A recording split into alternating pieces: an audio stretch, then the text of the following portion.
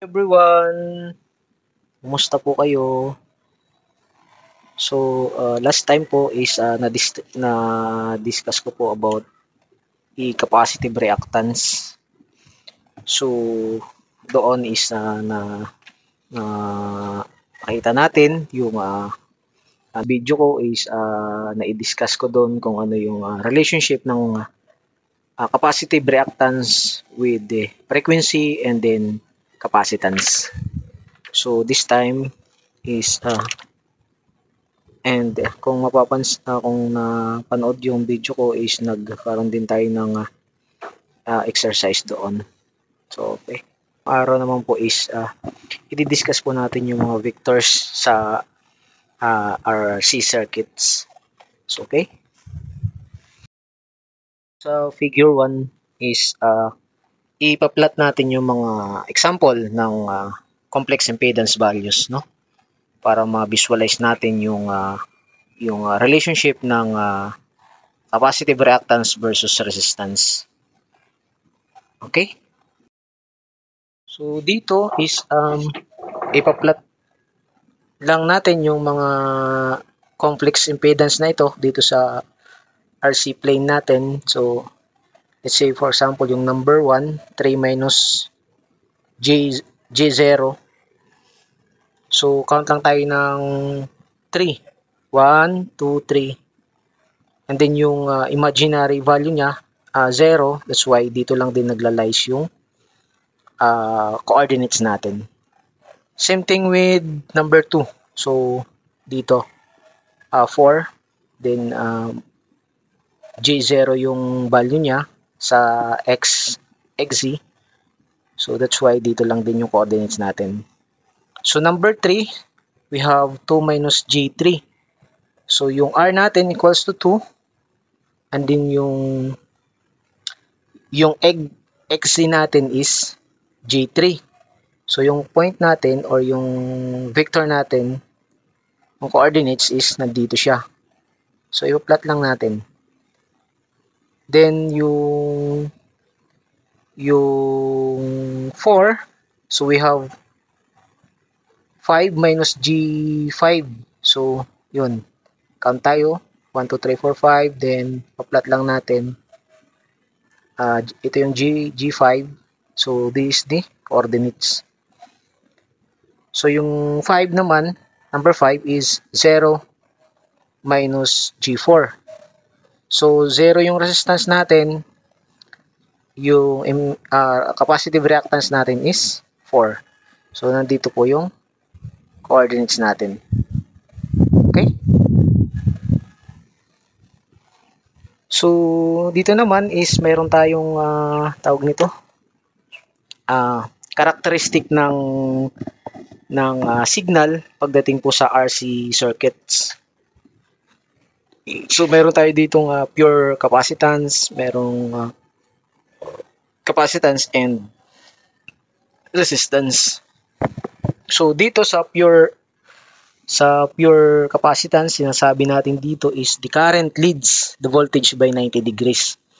So, kung i-visualize natin itong statement na to, so ito yun. So, meron tayong dalawang signal. Yung isa is yung solid signal is para sa voltage natin, and then yung dotted line para sa current natin. So, magkaiba sila ng response doon sa, kung napanood nyo yung last video ko about sa inductive reactance, no? So, dito yung nag-leads is yung current. Doon naman sa inductive reactance, lag yung current doon by the voltage.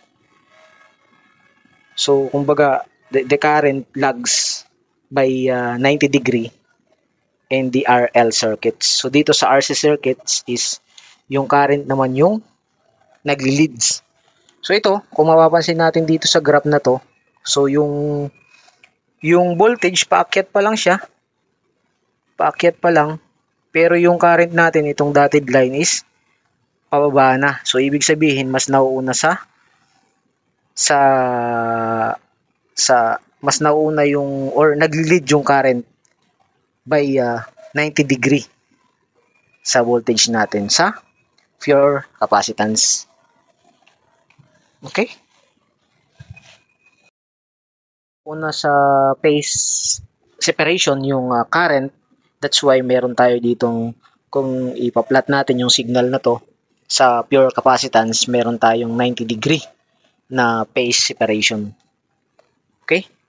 So dito naman sa capacitance and resistance in the circuit with RC, the current leads the voltage by less than 90 degrees.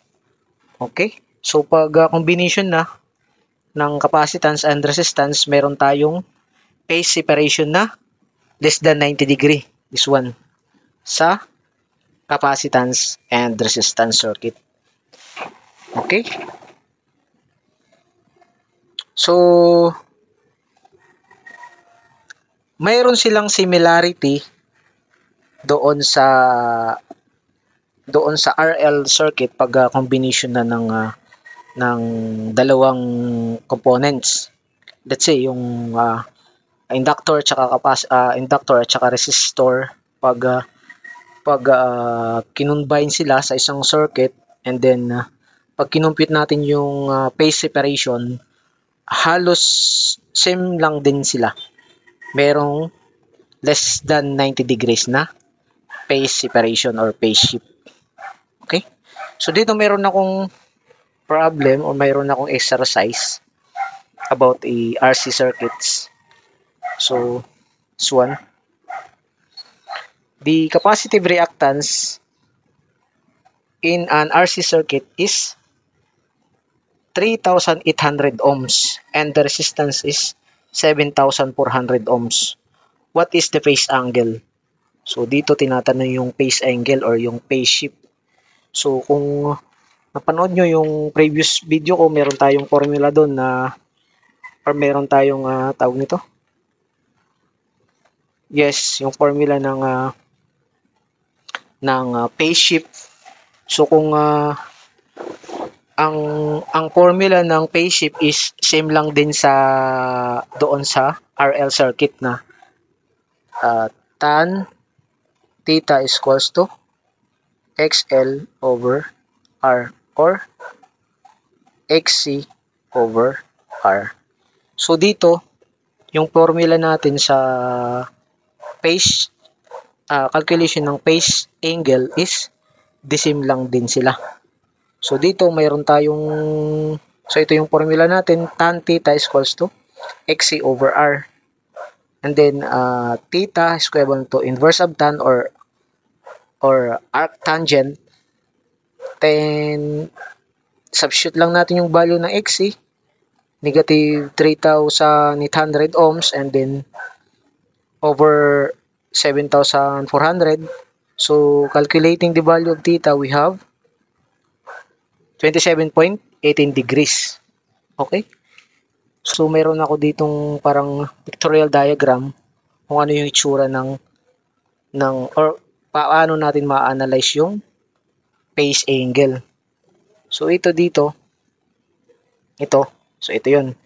So yung resistance natin is yung dito sa R or x-axis, and then yung XC natin is itong y-axis. So kung ipa-plot natin yung given values, let's say yung XC natin, itong XC 3,000 minus 3,800 ohms, so ito yun, assuming ito yung point na yun. And then yung resistance natin na 7,400, assuming ito yung point na yun. So yung phase angle na hinahanap natin is ito yun. So by using trigonometric function, we can calculate the value of theta. So that's why we have this we arrive this value. Okay, thank you for watching.